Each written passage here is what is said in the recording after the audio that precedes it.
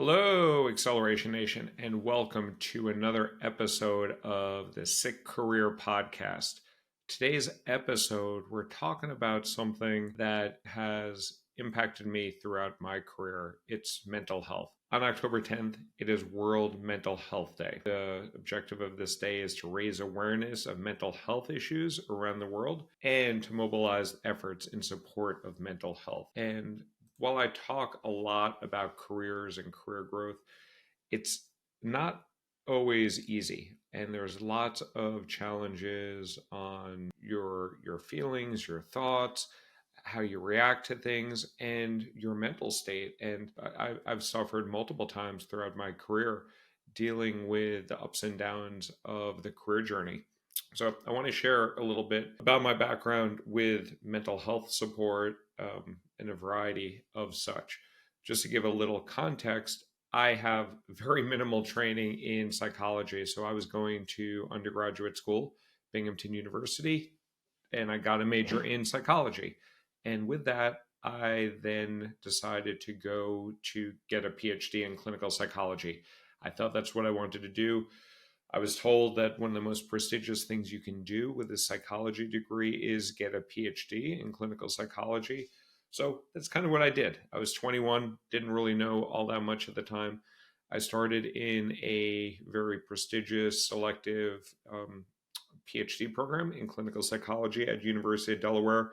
They gave me a full ride and covered my tuition, and also actually gave me a stipend of about $12,000 or $13,000, which was a lot of money back in 1996 when I was living in Delaware. Not a lot of money, but enough to get me by on a $400 a month rent I think I was paying at the time. So I have a little bit of a background in psychology. Also, for context, my mom became a social worker later in her life, and now she's been a social worker for probably about 20-30 years or so. So I've been in and around this space and have some perspective about that. But I want to talk a little bit about my career journey, and I'll take you through that through the lens of my LinkedIn profile and where I had some challenges and where I had to leverage support of multiple different mental health professionals. And I use the term mental health a little bit, not loosely, but I consider lots of different individuals and coaches that work on mindset, work on your mental health, work on your confidence, work on mental stability in that bucket. So we'll talk a little bit about the different people that I've worked with over the course of my career. Going back on my career, for people that are watching this on video, I'm going through my LinkedIn profile. I was a grocery store clerk when I was 14. Then I interned at Paul Corporation. I worked there in Long Island. I had lots of jobs in high school. So I spent some time in high school working, making some money. But my first real job didn't happen until after I graduated college. After college, as I said, I started going for a PhD in clinical psychology. After one semester, I dropped out of that and wanted to figure out what else to do. So I started temping, and I was able to get opportunities to turn temporary work into full-time work at Arnold and Bleichschroeder. It was an equity research shop. I went from there to CIBC, also doing equity research, and from CIBC to UBS, also doing equity research. So each one of those stops, I got more money, more responsibility, and worked on different industries. After my time at UBS, I got poached by a friend of mine who worked in venture capital. He recruited me in venture capital. I worked in VC for 2.5 years, and that was the first time I was really struggled from a competency perspective in my job. I received a performance improvement plan there. I was basically told that I wasn't doing a great job, and it was true. My heart was not in it, and I was not being proactive in the job. And at that point, I spoke to my mom. My mom recommended that I speak to a career coach or social worker in the career space. And she set me up with a referral in her network. This guy, Perry, who was a social worker, great guy. I worked with Perry on trying to figure out what I was going to do next in my career. So he was a social worker, but it was really the first time that I spoke to a therapist. He was a therapist. He spoke a lot about my interests, desires, my fears, and things of that nature. And he helped me to creative direction that I had previously landed jobs mostly because of money or just kind of landed in my lap.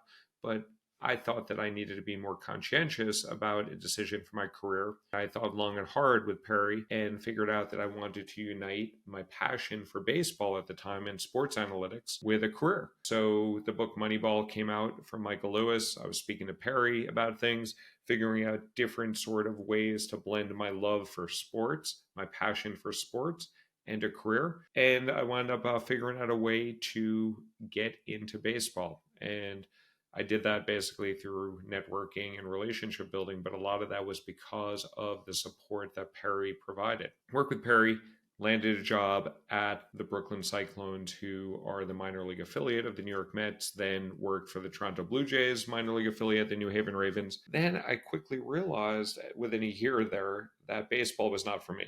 It was going to require really bad work-life balance, being at the stadium for long hours, especially in the summer, long homestands, low pay was not good for me. So after some consultation with my father-in-law, I went to business school, went to Columbia Business School. And from there, I went to American Express. I was at American Express for 5.5 years. So I thought my career was kind of figured out. I was at Amex for 5.5 years. The challenge with Amex is I like the people I worked with. I liked the work I was working on, although I didn't really have to push myself all that much, but I was disappointed with the lack of compensation. So I thought about how I could get compensated and paid what I was worth, and I focused on getting jobs in tech. Tech was hot then, it's still hot now. It's growing fast, they pay well, very attractive organization. So I applied to a variety of companies while I was at American Express. I was in an urgent need because I had a good BATNA or an opportunity at my plan B at American Express, but I did look for roles. And during that time, I probably applied to Google about 5 times and never got a reply. Eventually, a friend of mine put me in touch with a director at Google. And after speaking to me, they thought I had a good background. This guy, Ben at Google, thought I had a good background and asked me if I was interested in this role to be product operations and escalation management. Honestly, I had no idea what that role was. I knew very little about ad technology, but when he asked me, I said, sure, I'm interested. So I got the opportunity to interview for that role. It was ups and downs, took me 11 interviews to get in. And then I finally landed the role at Google. I was super excited to be at Google. It was arguably the best place to work in the world at that time. They were paying me $62,000 more, and I got to wear jeans to work. Excited to work at Google, but even before I joined Google, I started to feel some imposter syndrome. I saw the role. I knew how smart and talented people were at Google. And before I even started there, I started to have some doubts on whether I could succeed at Google. But nonetheless, I accepted the job at Google. I started there May 11th, 2011. I think it was May 11th or May 9th. May 9th or May 11th, 2011. And I started at Google. And within a few weeks, I was just overwhelmed with not being comfortable and not feeling confident in my abilities. And really deep imposter syndrome settled in. I didn't even know the term imposter syndrome at the time, but I just felt like I was doing a really crappy job. There was very little data to say that, but I just didn't really know what I was doing. There would be times I would get an email and I would have no idea what to do with the email. I would show my wife at home, even though I'm not supposed to do that because it was confidential, but it was just like an email over the weekend where someone was asking a question and I had no idea how to answer it. They were very simple questions to answer. My wife is like, you just need to go ask someone on your team who knows how to do this to get their help. And it was such an obvious answer, but I was freezing up. I was getting extremely anxious. I did not want to get out of bed. I was in a really tough spot. So my wife saw how challenging it was for me to deal with not being able to fit in. In hindsight, it was imposter syndrome, but I felt incompetent. I felt like I couldn't compete with these Google people. I felt like I was going to get fired there, even though there was no data that really recognized that. And my wife saw some concerns with me. My friend, who is a psychiatrist, saw some concerns with me. My mom saw some concerns with me. So, because of all that, I had the support of people and the recommendation to begin working with a career coach. I also began seeing a psychiatrist as well. I consulted with my mom, who is a social worker. I consulted with my wife, who she's a doctor, but she is a primary care physician, internal medicine, so takes a very holistic approach. So we worked on lots of things. I took a plethora of different drugs, not illegal drugs, but I stopped doing any of that. I really kind of lost an appetite. I lost about 20 pounds just because being anxious and stressed out. But because of the guidance of my wife and my mom and other people around me, I sought out help. So I talked to a psychiatrist and they gave me different sort of drugs, Valium, Seroquel. Finally, they wound up giving me Lexapro, which I've been on off and on since then in 2011. And that is to deal with stress and anxiety. Then I dealt with a career coach, this woman, Joan, who was really helpful in helping me to think through some things more clearly. After about 6 months at Google, I got a little bit more confident. I think the drugs kicked in of the Lexapro after we went through a couple of different iterations of the drugs. And I got my sea legs under me at Google. For the next 5+ years at Google, I was in good shape. I continued to stay on the Lexapro. Then come November of 2016, I got my ass fired at Google. That's a long story for another podcast that I've shared before, but I'll go into more detail another time. I actually was okay psychologically from that firing. I was disappointed. I was financially hurt, but I got right back on my feet. And within a few months, I got a consulting gig at Datadog. Then I became VP of operations at Andela. All was good then. And then I realized that Andela wasn't the right spot for me. I wanted to return back to big tech. Went to big tech, went to Facebook. As a preemptive maneuver, again, based on the advice from my wife, I got a career coach. So I worked with a great career coach, Bonnie Davis, highly recommend her. Worked with her on a monthly basis, I think maybe every other month or as needed. Worked with her just to talk about career trajectory, making sure that I didn't make some of the same mistakes that I did at Google and at BEV, at the venture capital firm that led to me getting fired. So I try to preempt that, work with Bonnie. And career coaches are not therapists, but a lot of the things that I talked about with Bonnie were really helpful and I would say did help with my mental health, like my ability to think about issues more thoroughly, like take some time to think and talk about issues I was dealing with at work. So despite working with Bonnie and to no fault of hers, near my boss who recruited me at Facebook, this guy Ben, he lost his opportunity to work at Facebook. He left there. He went on to another company. And when that happened, I got put under another leader who was on that same team as me. He got promoted into Ben's role when Ben left. And this leader was not a fan of mine. I didn't really realize it so much until in hindsight and from what people said, but he kind of had a chip on his shoulder against me. I'm still unclear why, but it did not work out well. Very quickly after he took over leading me, it was clear that he was trying to push me off the team. So I was still working with Bonnie as a career coach, but I also sought some support from Facebook for a psychologist. A lot of these companies give you mental health support, and I was dealing with some stress here. I thought that my job was at risk based on some of the hints and eventually a performance plan that was given to me. And it was not a performance plan based on my performance. My performance was the highest on the team, but just politically, me and this boss did not get along. He was not a fan of mine, and he had the authority to push me out as I was fearful of my job. Also, knowing that I've had some challenges before dealing with stress, I did reach out to Facebook. I did reach out to a therapist through their network. And I think I got, 13 sessions with a psychologist, which was really helpful, talking through some things again. So again, I relied on mental health support. The Facebook role did not wind up panning out, and I actually wound up losing my job there in December of 2018. Left there I still continue to see the therapist that was given to me at Facebook. I think even when I was pushed out of Facebook, I think I had Cobra benefits. So I think I was able to get that covered. And I went to him for another few months. Kind of got into better head shape after that. Stopped seeing him.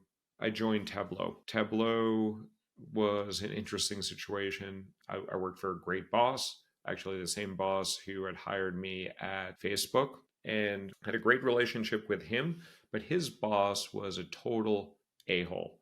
And he was a bully. He harassed people. I was okay dealing with it, but it added stress to my plate. It led to several people on my team leaving the team because of my boss's boss. Started to deal with some challenges of handling my boss's SVP. I asked for help in getting a career coach at Salesforce, and they assigned me one, which was great. And I got a career coach internally. This woman, Kara Wilson, she was great, very one of the best career coaches I had. She was very thoughtful and helpful in coaching me on how to think about dealing with this SVP who really was not a kind guy, and he was very difficult to deal with. While there, I think I went back on Lexapro. I think I'd gone off Lexapro, went back on Lexapro. I don't remember, but every time I've gone back on Lexapro or off Lexapro, I have re-engaged with a psychiatrist because you cannot self-medicate on this stuff. You really should be seeing a therapist or a psychiatrist on that. For those that don't know the difference, psychiatrists are often are MDs, medical doctors, so they can prescribe drugs, and psychologists typically cannot prescribe drugs. I was seeing a career coach then. I was seeing another psychiatrist there because I went back on Lexapro. And during my time at Tableau, and then we became Salesforce, the epidemic came, COVID came, we're all at home, we're all dealing with mental stress there. But I also started Kadima Careers. And I started Kadima Careers because I was at home. I had the ability, I had some time to kind of take on a side project. There were also, I saw the writing on the wall that with this not so friendly boss 2 levels above me, who was basically blocking my ability to grow at Salesforce, I either had to leave the team internally within Salesforce, and I was looking a lot for internal mobility, or I was thinking about, do I need to leave the corporate world altogether? I didn't know if that was an answer then, but I also wanted to get some other plans in place. I also was very passionate about growing and developing people, accelerating careers, focused on DEI, diversity, equity, and inclusion. So I started Kadima Careers. I started Kadima Careers in July of 2020. I was still at Salesforce dealing with this not so nice boss 2 levels above me. Things were going okay. I was starting to scale up Kadima Careers. I started to get some traction with Kadima Careers, but then about 6 or 12 months into the launch of Kadima Careers, while I was still working at Salesforce, I got into a more depressive state. Kind of like I felt a lot like I did at Google. Google was probably more anxious, and during Kadima Careers and Salesforce, it was more depression. And I felt like I was letting my clients down if they weren't getting jobs quick enough, even though in hindsight, it likely was not my fault. I was helping people, I was supporting people. A lot of people were succeeding, but not as many people were succeeding with Kadima as I wanted to. And I felt like I was failing them. I was putting a lot of stress on myself. My wife saw this occur. I stopped exercising a lot. I stopped going out for a walk. I don't know if I stopped walking because I was depressed or because I stopped walking, it led to me getting depressed. But I got depressed. I saw another psychiatrist, got put back on Lexapro, saw a life coach at the request of my wife. And I think that was really helpful. Life coaches are very similar to therapists, I find. They talk a lot about your thoughts and your feelings and how they intertwine and how the thoughts impact your feelings and how those feelings impact your actions. So during my time of dealing with Kadima, Salesforce, COVID, it got too much on me. It weighed too heavily on me. Saw another therapist. So I saw a psychiatrist at that time. I saw a social worker at that time. I saw a life coach. But I saw lots of different mental health support during that time with Kadima Careers. and Salesforce. Fortunately, being at a company like Salesforce, they covered most of the mental health support outside of like a $10 copay or something for the social worker, for the psychiatrist, and the life coach I paid for myself. Fortunately, I was able to overcome that as well. But throughout my career, it has been ups and downs of firing, hiring. I've been hired 29 times for 29 jobs. I've been fired 5 times. None of those firings actually led to any depression or anxiety, but leading up to those, sometimes they were very stressful situations when I knew that they were potentially coming. So, mental health is something that sometimes people undervalue. It is so important to get your head in the right spot in order for you to succeed in your career, to succeed in your life, to succeed with your family, to succeed with your friends. If your head is not in the right spot, it's really hard to see life clearly, to see things clearly, to achieve your goals. And I've been fortunate enough to have support around me, to have guidance around me, to have people looking out for me and telling me and giving me the encouragement to see help. But also, I was open minded enough to reach out for help and to be motivated to get help. And sometimes when I started with a therapist in my darkest days at Google, and then it was a little less dark during COVID and Kadima and Salesforce, it was because because I've gone through some dark periods before when I was at Google in 2011. I think when it happened again in 2021, I was more prepared for it, I think, or more accustomed to it. And I also understood that I have depression in my lineage. My grandfather was bipolar. I also understand that there is help out there and people can get help. And there are good people out there willing to help you if you ask. So I don't have any panacea for people about whether they should see a psychiatrist, a psychologist, a career coach, a life coach. But when you do have challenges with anxiety, depression, imposter syndrome, lack of confidence, other things that could be even more serious than those factors, I really encourage you to go seek out some support and some help. I don't know the best places to recommend for you. You can always reach out to me and I can give some advice. I'm not a doctor, I'm not a psychologist. I'm a PhD dropout, but I do have some suggestions and guidance of where to go and where to get some support. So you can always reach out to me. Don't be shy about asking for help. Everybody needs some help. Everybody needs some support. And if you can't afford the help, there are lots of services that give it free and for cheaper options as well. And if you are working for a large corporation, they do offer benefits typically for mental health support. So look into those, look on your intranet, and you have it at your availability and you need some help. I encourage you, reach out, get some support that you need. Just get started with somebody. You might not find the right person right away, but talking it through, having that support and guidance really has helped me throughout my career. Also being surrounded by loved ones, family, and friends, that helps obviously as well.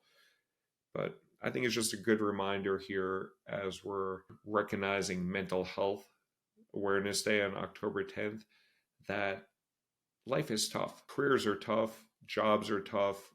You might have sick kids, sick parents, might have trouble paying your bills because you were laid off, might be stressed out about all the craziness that's going on in the world, all the divisiveness, all the hatred sometimes that's being spewed by people on the left and right and in between. So we're all dealing with some challenges. Don't be shy about asking for help and getting some support. And if I can help, reach out. So with that, wrapping up this episode, it's a little bit more somber of an episode, but it really shouldn't be. Everybody has challenges dealing with their mental health, and it's not anything to be ashamed about. I think it's actually great that society and people are becoming more open with it. And I am not sharing things here for the first time. A lot of people know these stories. Maybe not everybody listening here know all these stories of all my experiences with depression and anxiety and dealing with therapists and career coaches, but it's okay. Talk about it. You will be surprised on how many other people, friends, family, colleagues are also going through some challenges and have reached out for help in the past and are receiving help, and it's benefiting them. With that, thank you for your time. I appreciate you listening. If you do like this episode, if you do like the Sick Career podcast, please rate and review it. Please share it with others so that they can learn, grow, and when they need help, can get some help. And if I can ever help, go reach out to me on kademacareers.com. You can always find me on LinkedIn as well. I'm active there on a daily basis, multiple times per day. And the last 3 words I will leave with you are own your career.